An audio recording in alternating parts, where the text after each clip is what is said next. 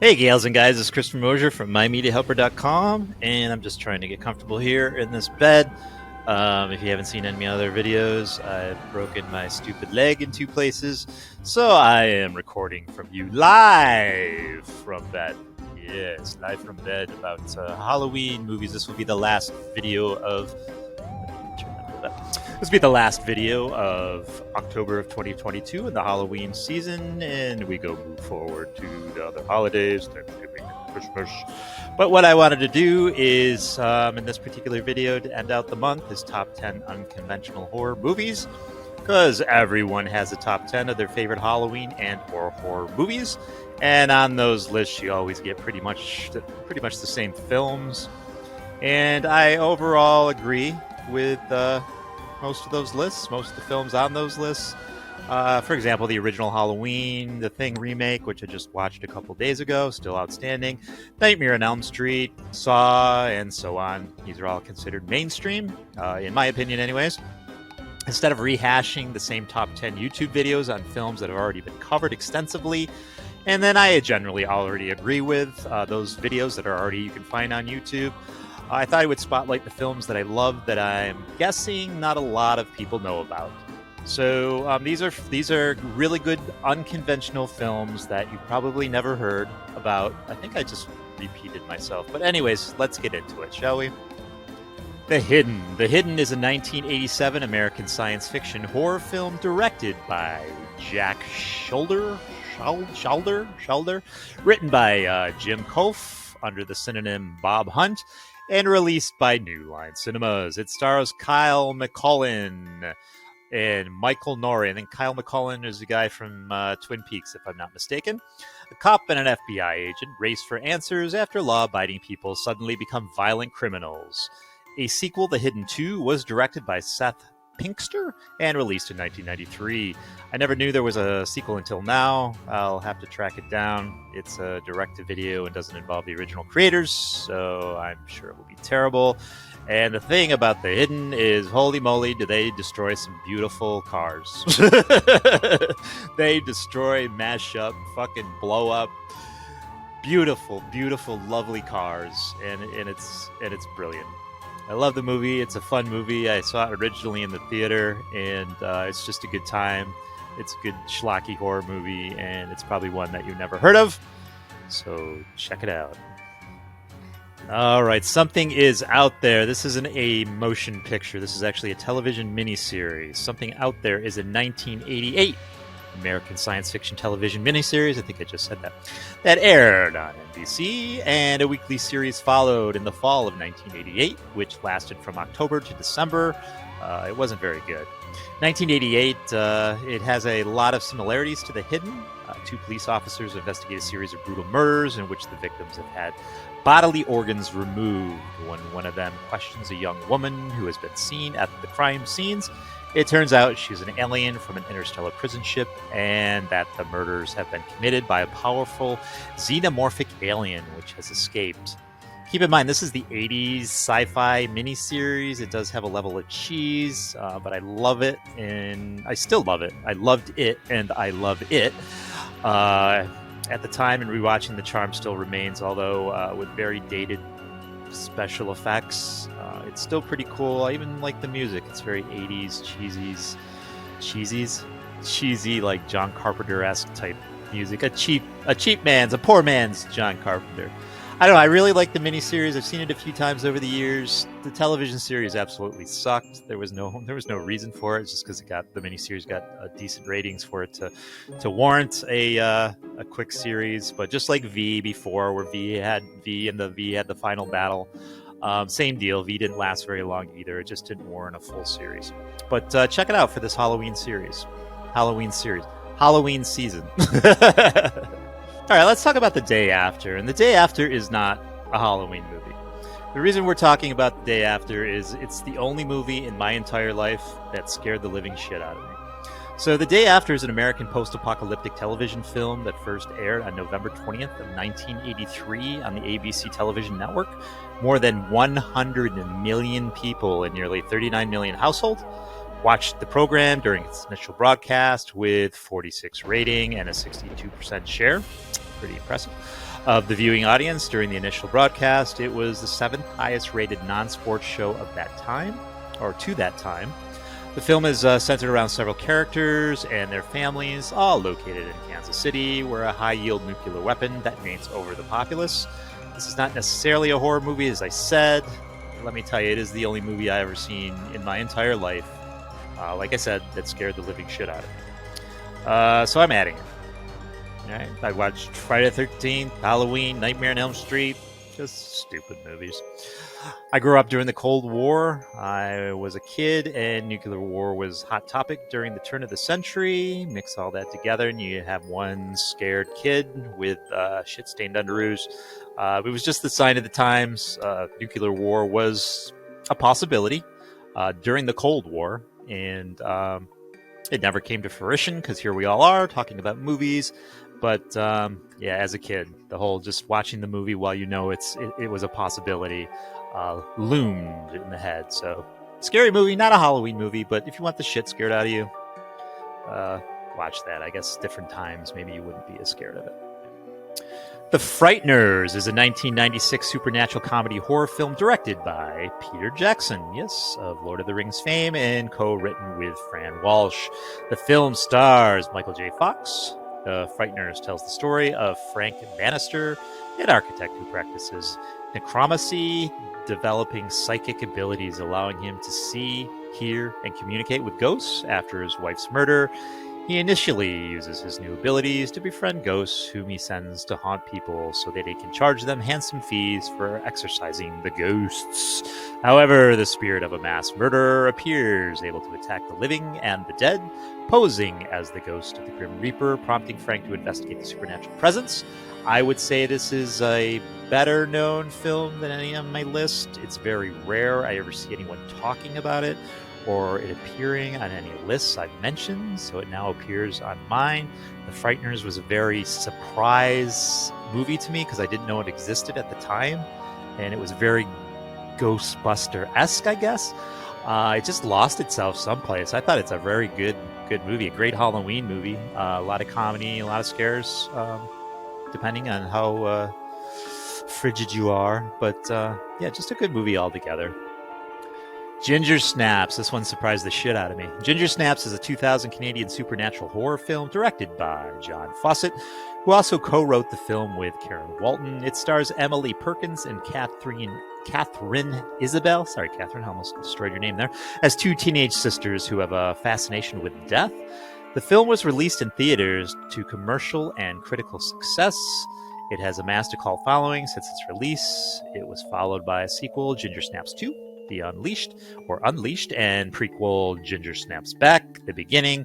I will actually do a review of this film at the end of the month. Actually, it's already the end of the month because this video was supposed to be in the beginning of the month, but because I broke my foot, it's at the end of the month, so I actually already put those reviews online, so they should already be up. So I amend what I originally wrote in my notes here. So I will actually already did a review of this movie at the end of this month when I present my free horror movies you can stream online, which they're already up. This film streams all over the place. I dodged it for a long time because it just seemed like a Twilight wannabe. It so isn't. It's a great movie. It's actually awesome. It deserves to be on everyone's top 10 horror picks. It came totally out of left field, and I was pleasantly surprised how awesome this movie was. So definitely check it out. Get your werewolf on this Halloween season. The Guest. I just watched this yesterday, a couple days ago, with The Thing, actually. The Guest is a 2014 American thriller film directed by Adam Wingard and written by Simon Barrett. The film stars Dan Stevens and Micah Monroe? Sorry, Micah, if I destroyed your name there. It tells the story of a U.S. Oh my God, I'm sorry. It tells the story of a U.S. soldier called David who unexpectedly visits the Peterson family, introducing himself as a friend of their son who died in combat in Afghanistan. After he has been staying in their home for a couple of days, a series of deaths occur, and the daughter Anna suspects David is connected to them. This film is definitely a homage to John Carpenter in tone and pacing. Like most of Carpenter's films, this one has its own cult following, with me being part of that cult. I'm part of a cult.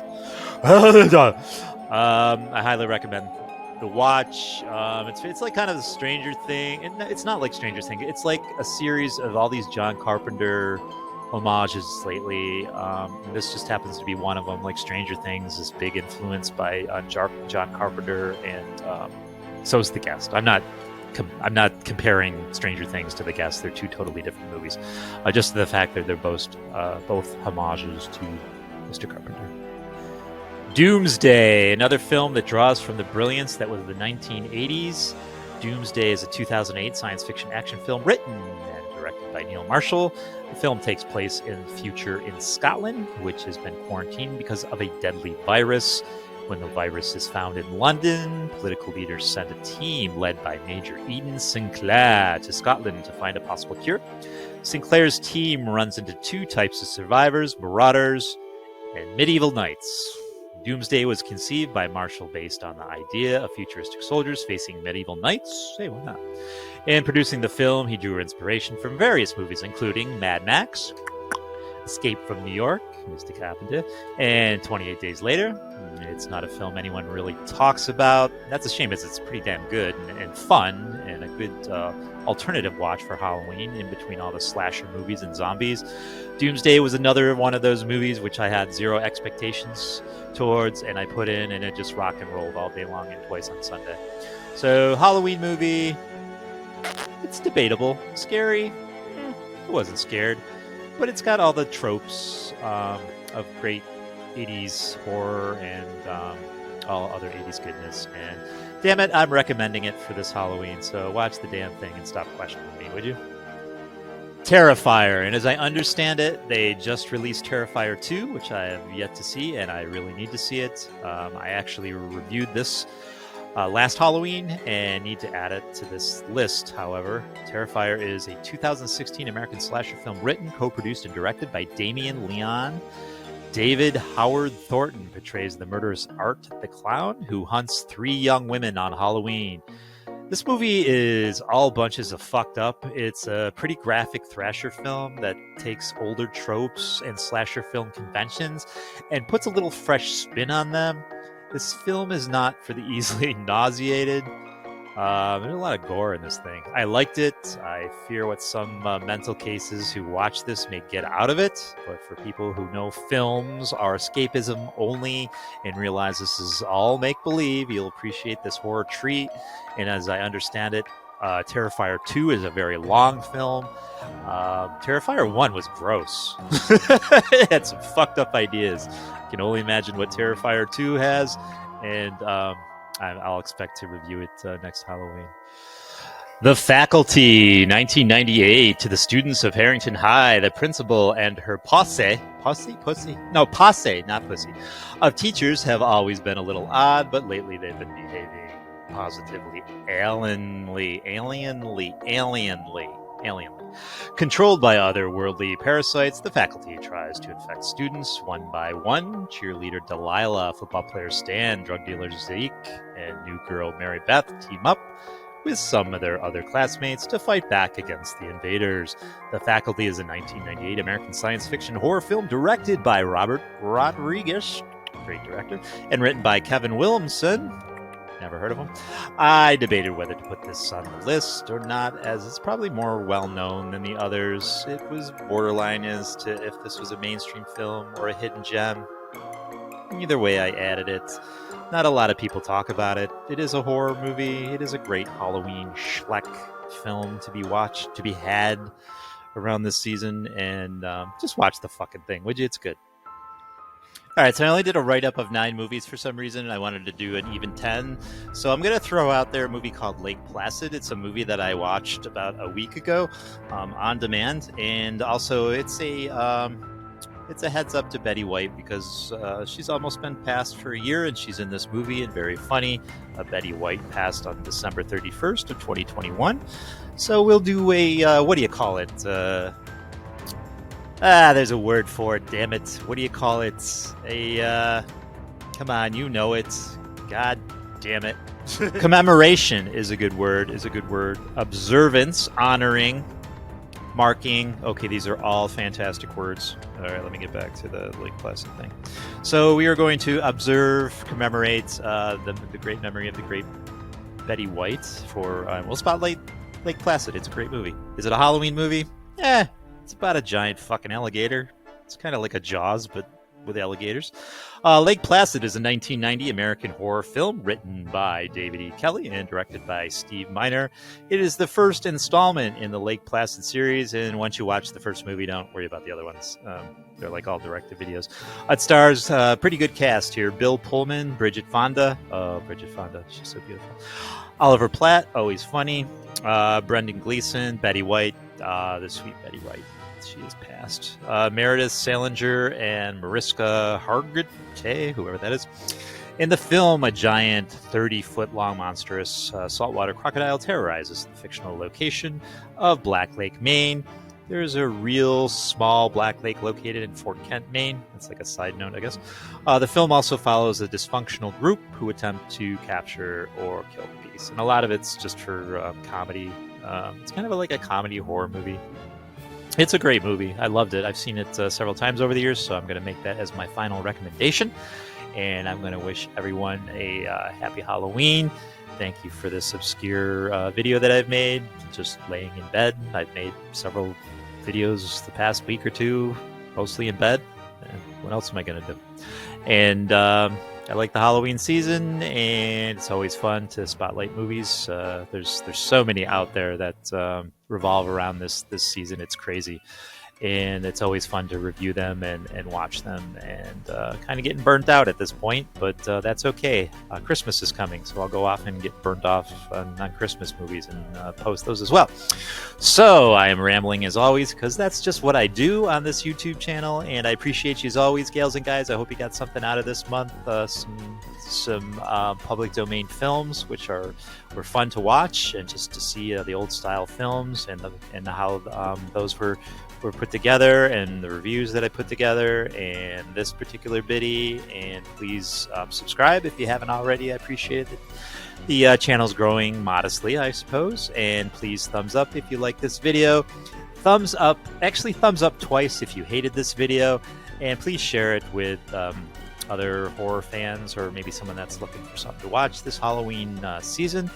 And then hit the bell for updates. And I think that's the list. And boys and girls, have a happy Halloween. We'll do this again next year if I'm still alive, and I anticipate only the good die young, so I'll be here. So, all right, gals and guys, I appreciate you as always. Peace out. Boo. Bye. Bye.